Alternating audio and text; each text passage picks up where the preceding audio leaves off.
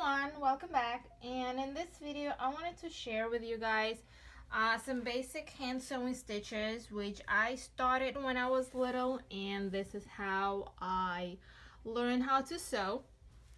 So for this tutorial you're going to need a thread, obviously some needles, scissors, fabric, and a needle thread helper, whatever that is. I have no idea how it's called. I think I've used it only a few times in my life, but my daughter Paige, she uses it because it's easy for her, but it's a good trick for beginners. And the first thing that I wanted to point out is the needles. So there are lots of different needles out there, and you may want to see and get confused which one's the best one to use.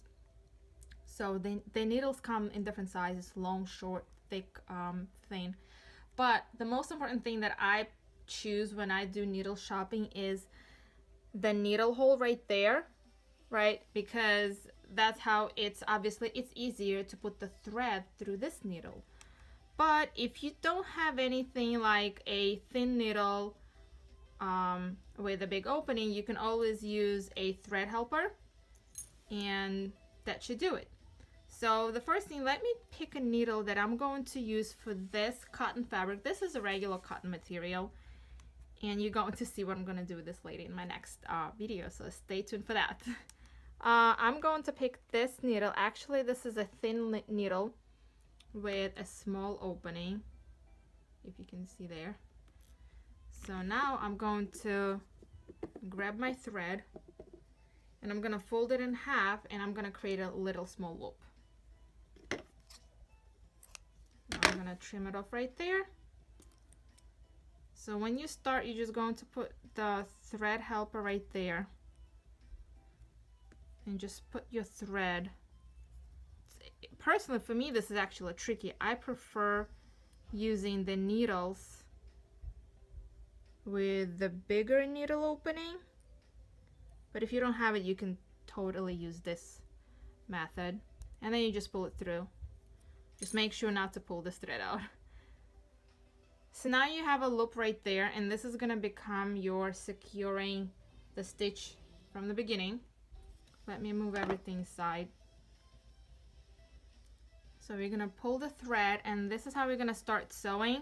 So remember, the thinner needles you're using for thinner thread, for thinner fabrics. If you have something thick, you should get a needle like probably a bit thicker size. But anyways, let's get to this one and see how it goes. So you start just going through, and when you go back very close to the same spot where you started with, you're going to pull the needle out, and now you're going to put it through the loop, and this is how you're going to secure your stitch, right? And then you can go back,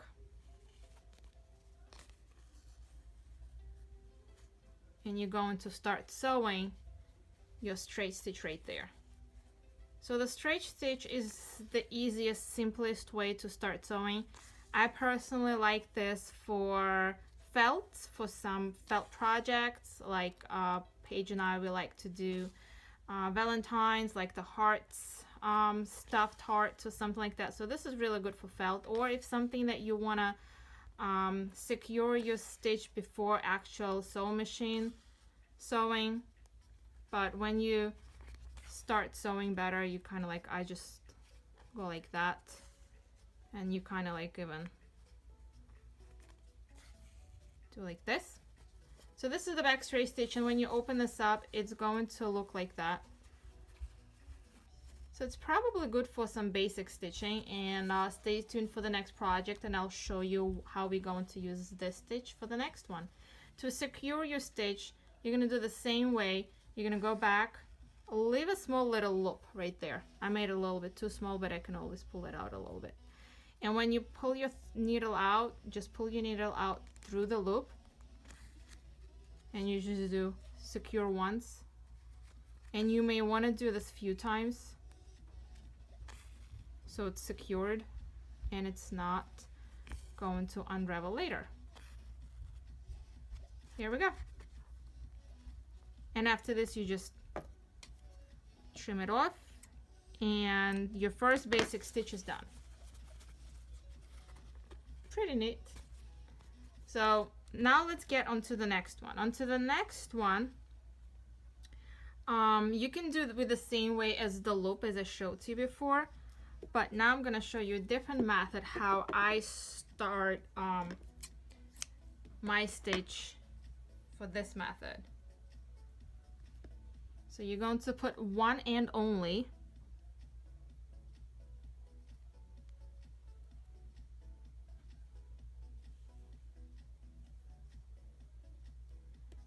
and then you can make a knot right on the bottom right there. And there we go. So now you start with the same way, but this one already has a knot. But the stitch that I'm going to show you, actually let me take this out and I will actually show you on the other end so you guys can see better the difference I'm talking about. Alrighty. So this stitch is when you start, you go forward, you go one stitch again forward,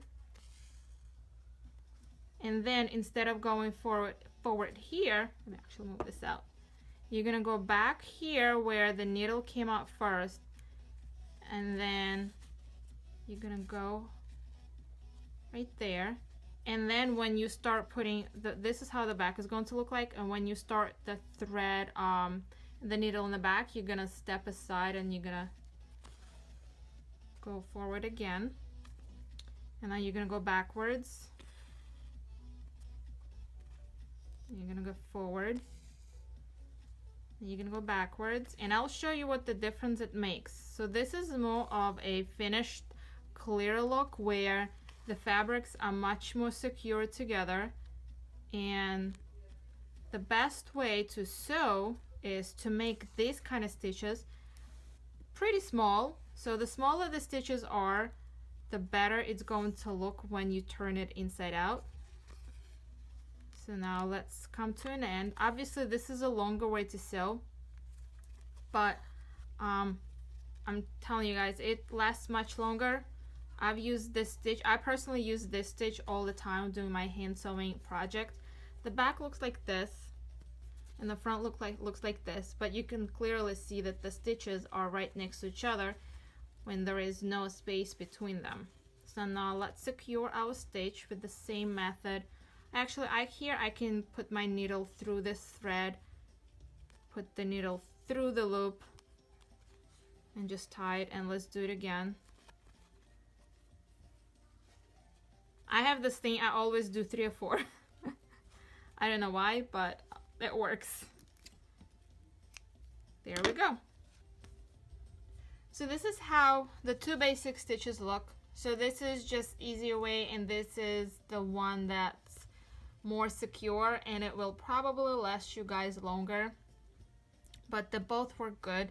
Again, if you're using this kind of thread and if you're doing a double thread, it's going to hold longer, but you can always just simply use one thread like that. So now let's get onto our overlocking hand sewing. So this is gonna to give you an edge of a cleaner look where it's not going to unravel, and if it does, but it's not gonna be that badly. So what you're going to do, you're going to start a little bit further away from your stitch so your needle is not going to go over the stitches. And then you kind of you're going to put your needle underneath, and you're gonna do a little small step away from where the thread was first, and then you're going to do a little small loop just like this. Again, you're going aside over there, and you're gonna go do a little small loop again, and through the small loop. So this stitch is going to hold your raw edges together, and they're not going to unravel, so you can make sure that your project will last you for a very long time. when you do hand sewing, make sure don't over pull the thread too much and don't make it too loose. So you always kind of want to make sure that it's all nice and even. Again, when you start sewing, don't rush, take your time. You will learn, and patience is the best friend in any of our craft projects. And when you come to an end, you just do 3 times like this with your loop and stuff, so it's like you secure up. And my thread came out of my needle, so but we're gonna leave it as is because this is the inside of our project. So there we go. This is how you do easy overlocking, hand overlocking. So now your project is ready for something else. So these are 3 basic stitches, and thank you guys so much for watching. I hope you enjoyed it. Let me know if you guys have any questions. And I'm off to make my next project where you're going to see some cool stuff for 18-inch dolls. So that's going to be really exciting. Alright guys, comment down below what you think, and I'll see you in my next video. Bye!